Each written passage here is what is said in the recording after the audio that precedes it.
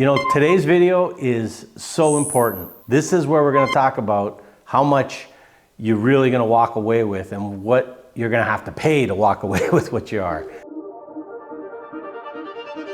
Downsizing isn't about just changing your living space.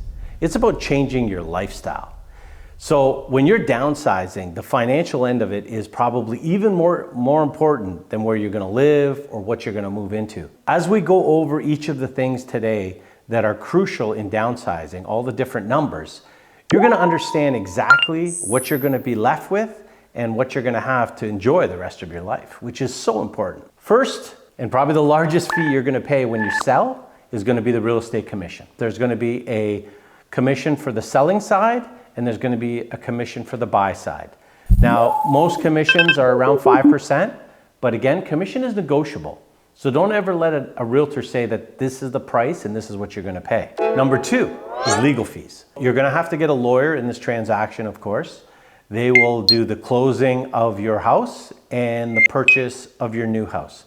Again, that fee varies depending on where you are in Ontario and the lawyer you use. And those fees can be as low as $1,000 for each side, and they can be a couple $1,000s for each side. So very important to call around, talk to lawyers, get some estimates, and figure out that number and write it down in your process of figuring out prices. Number three, we got home staging and photography. When you sell, there's staging, furniture, things like that. A lot of realtors will include that in their services.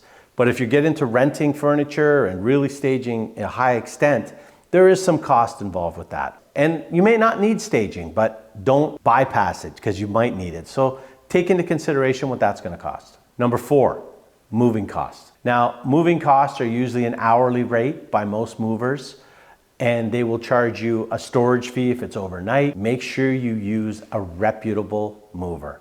I have seen too many nightmares stories of people who have used movers because they're saving a few $100s, they think it's going to be great. So make sure you get somebody that's reputable, that has good Google reviews, and even a referral. If you can get somebody that somebody else has used, that would be great. So really important to get those numbers. Now, number five is mortgage discharge fees.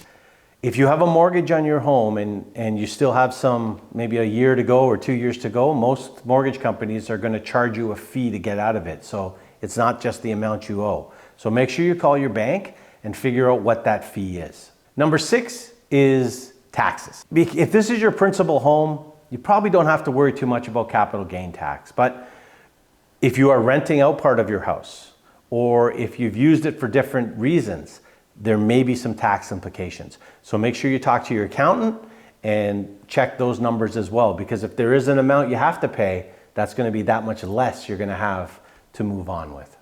So those are some of the costs of selling your home. Now we're going to consider some of the costs of buying your new home or what you're going to move to. Again, it's very similar. There's no commission on that side of it, so you don't have to worry about that. But as we mentioned before, we do have the lawyer fees we have to think about. You have land transfer tax. That's something you have to do.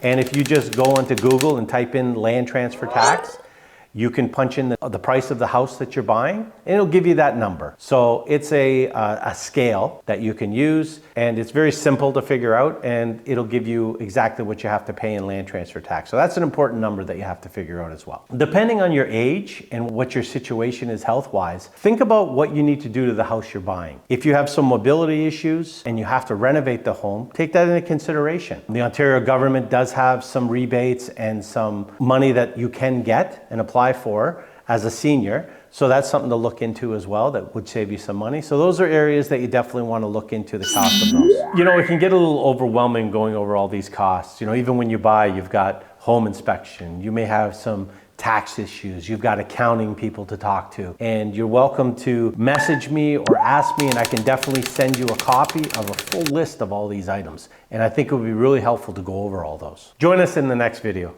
It's probably one of the points we don't think about that much, but we're going to talk about the emotional aspects of downsizing. And if you found this video helpful, please subscribe and give us a like.